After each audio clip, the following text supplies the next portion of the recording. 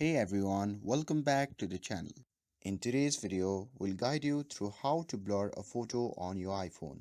Whether you want to blur a face to censor it or just blur a part of an image, I'll show you how to do it step by step. So now without further ado, let's get started. So to blur a photo, you are going to need an app, but first open the App Store on your iPhone and simply search for the app called Blur Photo Effect Background, and this is the app we will be using for today's tutorial. So go ahead and download it and open it up. And once you have the app open, simply scroll down to the editing tool section at the bottom and click on blur, and now choose the photo that you want to blur. For example, I'll go with this one here. You can crop the image if you like to, but I will leave it as is.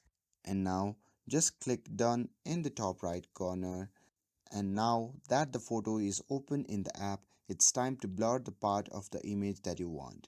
So simply tap on the blur option, and after that you can start drawing over the area that you want to blur. You can simply start drawing over it like this. Super easy, right? You can also adjust the intensity of blur.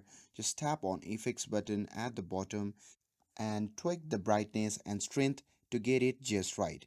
And if you want to be more precise, you can also tap on brush and change the size and distance for more control over your blur effect.